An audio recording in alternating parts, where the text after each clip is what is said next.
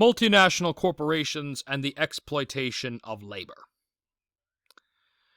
Now, we already began this conversation a little bit in class, so one of the first things I want you to look at spring break here as you take your notes is what exactly is happening with multinational corporations. Now, again, they are the other big player in the world of macroeconomics, because while macroeconomics is inherently about large policy, large government policy, most small individuals and firms are not really powerful enough to offset a government policy or challenge a government policy outright. Multinational corporations, however, are a whole different breed, and they are a private entity that can actually severely impact the way a government plans its economy. So let's talk about them a little bit, what they are, what they do, and what exactly is going on. So the first question many of you may have is, what is a multinational corporation? Well, multinational corporation short is an incorporated firm which spans multiple nation states, often moving assets between nations based upon its own advantage. So in other words, it's a corporation, which means a company that is owned by shareholders who are represented by a board of directors. Corporations are legally classified as a person, legally distinct from any owner therein or officer thereof, which is fancy talk for the corporation is its own legal entity. If the corporation does something which harms you, you can sue the corporation, but you cannot directly sue any of the company owners or shareholders, the CEO of the company. All of these people are inherently beyond your reach. All right? So far, so normal. Now, multinational corporations are so named because they span multiple countries. They have offices and subsidiaries and parts of their company across the world. And often this allows them to move assets, be it money or material goods, between one country or another based on where they need it. So also we talk about things like tax shelters.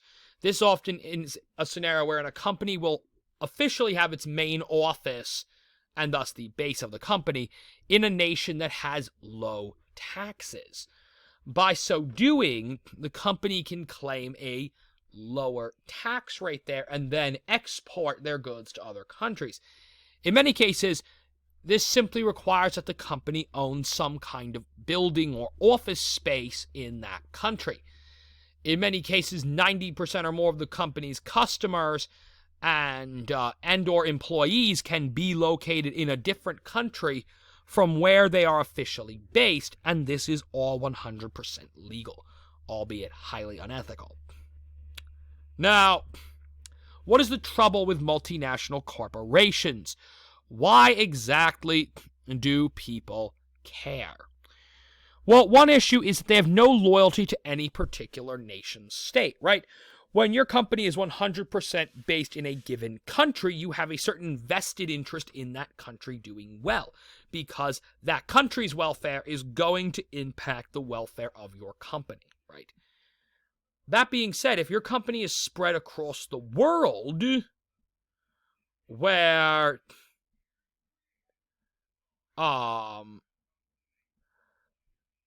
the welfare of any one particular country in which you hold offices is not all that important to you. In fact, it's easy to view countries as exchangeable or disposable. You use that country until another one comes along that gives you a better offer, and then you simply move your facilities there. And because their assets and facilities can be relocated anywhere in the world, this often allows them to avoid taxes and laws, right? As I talked before, tax shelters. It also can allow them to avoid things like environmental regulations or worker safety laws by moving those facilities to locations where those laws don't exist, or where those laws are not as stringently enforced as they would be, say, in America or Western Europe. That's why so many of our goods are made or were made in China and other parts of Southeast Asia, where such rules and structures don't exist, or where they do exist, officials are much easier to bribe or intimidate than American officials are, or French or British officials are. The other technique is they can use the closure of facilities as a threat against government regulations. How many times do we hear politicians mention that they're scared to impose safety regulations, environmental regulations, equal pay, maternity leave, etc., all these different workers' benefits on the grounds that it will scare companies away, that companies, if faced with those regulations, will simply up and pack, leave the United States, and take their jobs elsewhere, leaving American workers out of work. They often control more economic resources and political connections than entire governments. A great example of this is the company Philip Morris, which is a major tobacco and cigarette production firm. In many cases, it has multiple times taken smaller countries, particularly in Africa and Southeast Asia, to court in order to legally challenge these countries' abilities to regulate cigarettes in their own nations. And because of the deep pockets the company has, they're able to hire teams of lawyers that vastly outstrip the ranks of the government prosecutors. And in doing such many cases, they can pursue constant litigations that their home government simply can't do. And so they've worn these countries down. It's why in many parts of Africa and East Asia, cigarette use is actually on the incline, not the decline. Some great examples of this are showcased in these two political cartoons. So we see one cartoon says, America's biggest export are jobs. And it shows a whole ship full of crates heading out, and people are shouting, don't go, come back, and at least two people are jumping in the water to swim after the ship.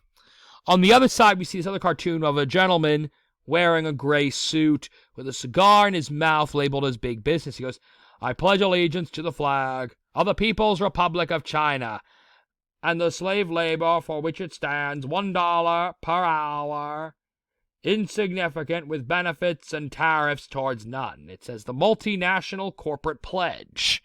Right, and the idea is very simple here, that companies like multinationals take advantage of unregulated free trade between nations, and by doing so, they're able to manufacture their goods cheaply and without regulations in countries that don't have the kind of regulations we do, then easily ship those goods to the wealthier countries, United States, Western Europe, etc., Japan, and sell those goods there and incur massive profits.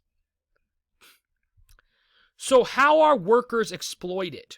So one thing that makes it really interesting is that there's two different ways. First of all, there's the way this happens in the third world, in the poorer countries of this planet.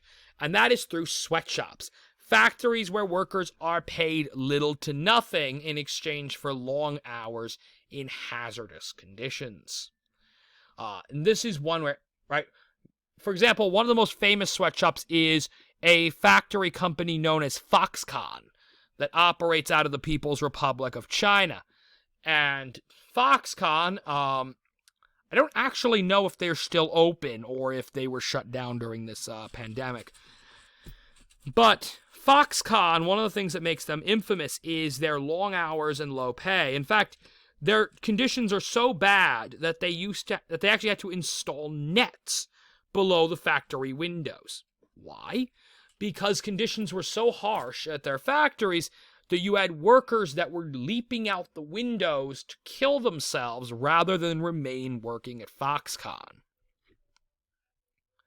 When your company's conditions are so bad that your rates of suicide have gotten to the point where the company feels that a worker retention method means installing nets beneath your window, it might be a sign that your company is exploiting its labor force. On the other end of the coin, workers in first world countries, the wealthier nations of the world, the United States, Japan, Western Europe, they face issues due to the fact that nations that insist upon protections for their workers, the outside communities, and the environment, they tend to lose the jobs which are shipped abroad, right? A lot of these manufacturing jobs, steel making, small-time manufacturing, making things like pens or canned goods, shirts, etc., textile manufacturing, all these things used to be jobs where companies did them right here in America or in Europe or in Japan. But because if you do them here, right, there's a lot of regulations, right? You got to pay your workers a living wage, which, right, you got to pay them at least a minimum wage, right, which in the United States at the federal level is $7.35 an hour. In New York State as a whole, it's $12 an hour, I think it's like $13.50 in Westchester, and $15 in the 5 boroughs. But if you ship those jobs across the sea to China or to Vietnam, you can pay those workers next to nothing to do that work. In America, we insist that companies not spew toxic fumes or chemicals into the towns and communities around them. We insist that companies protect the environment. These are all things that in other nations they're not required to do. So as a result, a lot of these companies say, well, why should we pay all this money to make the goods in America? We'll make less money that way. We can go to China, where they don't care how much smoke we spew into the atmosphere. They don't care how badly we treat our workers. And then we'll make those goods in China, and then we'll ship them back across the Pacific Ocean to the United States, and we'll sell them in the United States, and we can sell them real cheap, because even at cheap prices, we're still making incredible profits off of these goods. Now, because of this, because workers have been losing jobs to these foreign third world countries, workers have often mobilized against measures for their own protection, right? You'll see that one of the things that people find very interesting is that there's a lot of very poor working class Republicans. And you may say, wait a minute, minimum wage, mandated health care, right? The company has to give you health care. Labor union protections, all of these things are things that would help you. So why are you guys voting against it? Why are you voting against your own interests? What are you? What's going on?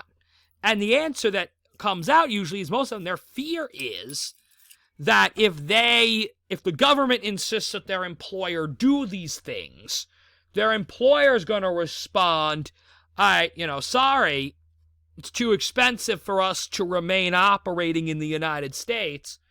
So we're going to shut down. We're going to shut down the plant around here. We're going to ship all those jobs overseas. And sorry, you lost your job. And a lot of people, their reaction is even a bad job, even a job where they know they're being exploited, they're still going to take it because it's a job. And so many a times we find that in these industries, much to the shock of many politicians, some of their biggest critics and rivals of these programs often are the very workers these programs are designed to help. Not necessarily because these workers don't understand that these programs are in their own interest, but because they're so fearful that their employer is going to take their job away because the government insisted that they give their workers a fair deal, because they know full well that that company can take that business overseas where another government isn't going to have these ethical concerns. And so we get this sort of mass exploitation of labor. The other thing we get, which we didn't quite touch on here, but it's important to note, is that workers are then turned against each other, right? We see a lot of issues wherein workers feel they are put up against each other, right? Skilled workers who had to fight and for every bonus they get now often walk around with a chip on their shoulder towards unskilled workers. Because, like, well, what do you mean you get $15 an hour? I have to have a this certification, a that certification, a this degree, a that degree before they'd give me $15 an hour. You don't get $15 an hour. Or rivalries between countries, right? American workers who are angry or terrified about foreign workers because they look at these people as someone who are a threat to their livelihood. So this is another major kind of issue that comes out of multinational corporations.